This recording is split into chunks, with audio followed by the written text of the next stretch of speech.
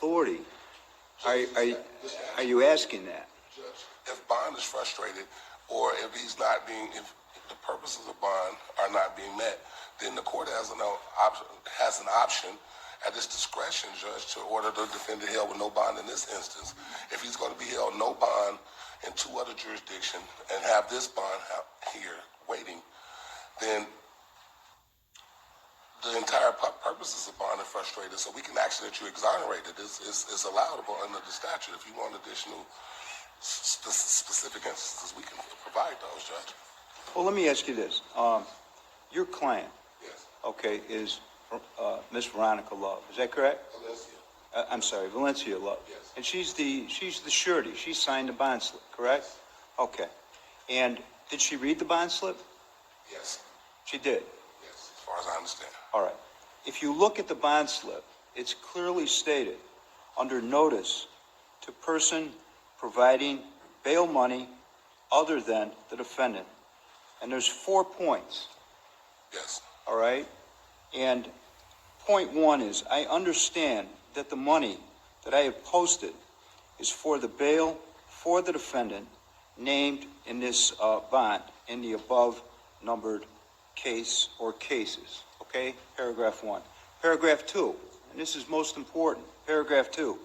I understand that even if the defendant follows all court orders, that this money may be ordered in the judge to pay for the defendant's attorney's fees, court costs, fines, fees, and restitution to the victim, and that I may lose all of my money.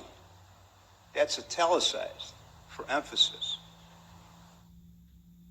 Third, I understand that if the defendant fails to comply with the conditions reflected in the bond, I may lose all my money should the court enter the forfeiture of bail order. Again, I may lose all my money is also italicized. And then the 4th point deals with the 10% of the bond. But my point is this, that when your client signed this surety on behalf of Mr. Kelly, right next to the signature, these conditions are set forth. So, I mean, there's a certain risk that a surety has in signing a bond slip for someone, on behalf of someone who's in custody. She took that risk. Judge, notwithstanding the language on that, we still ask that in the issue of fairness, Judge. Mr. Kelly is a man of massive resources. This is a private citizen that comes for a limited purpose to assist. And in the interest of what fairness is, she didn't know that New York was going to indict. She didn't know that Minnesota was going to indict. She didn't know that Northern District of Illinois was going to indict. And then those changed the circumstances where,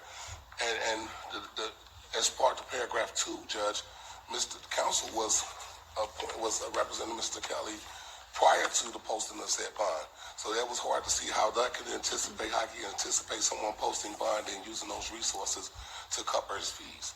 So what we actually say in the interest of fairness, if he's not going to be released on bond in this instance, exonerate the bond. And it's not an uncommon practice if someone's custody status is... That's a decision made by the defendant. That's not a decision made by the surety.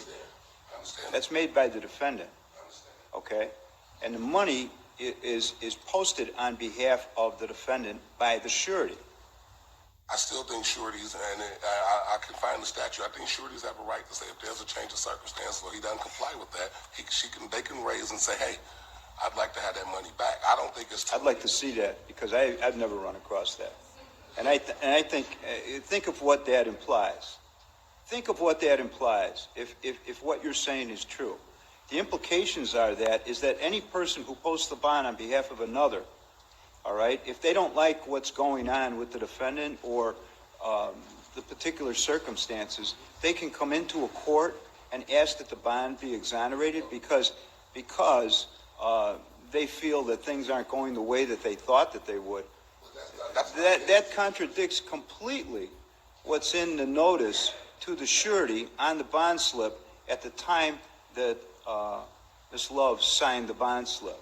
Judge, when that bond slip was being signed in the halls of the Cook County Jail, I don't think that she took the time to have legal advice. I think that we can raise these issues, Judge, and the fact that there's any surety with a request on that doesn't like to change the way that the case is going. That's not the instance here.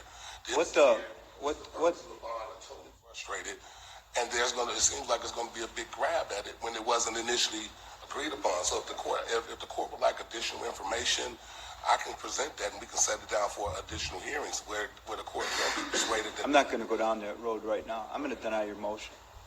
I'm going to deny it. I don't believe that there's any basis for it, so it'll be denied. Judge, If you have anything else in the future and you want to bring it, I'll take a look at it. But right now, you haven't really presented me with anything that, and in fact, I believe that the law is contrary to what you're telling me. But I'll take a look at something if you have something. well, if in the future that I have something different, Sure. I You can always ask to come in again on a petition to intervene. Thank you, Judge. Okay? All right. What else do we have today? Judge, I think the only other thing is that Mr. Kelly is willing to waive his appearance on the next court date and any future date unless something substantive is going on. I know Okay, well, let's figure out first what our next court date is, okay? the state had suggested December 4th. I would be inclined to give it a longer date, based upon the fact that we have discovery with 4 cases here, and then I don't know what the implications would be with the discovery that you'd receive in the Eastern District or in the Northern District as far as this case is concerned. So I think that, in order to make sure that, you have adequate time to sort of look at that, I would be willing to give it a longer day. Yeah, that's fine. Okay? All right, what date are we looking at? All forced. December 4th? Yes. Okay. I'll indicate by agreement on all 4 matters then to December 4th. And Mr. Greenberg, you want me to waive Mr. Kelly's appearance? Please. All right. And if that changes, Judge, then we'll come in and All right. I'll waive his appearance on December 4th, and then we'll... I would point out, Judge, if we are successful in getting him admitted to bond in federal court, he will be here on that date. I imagine you'll be in before that. Okay. All right. Then by agreement to December 4th. Thank you. Thank you, Judge. All right. Court's in recess.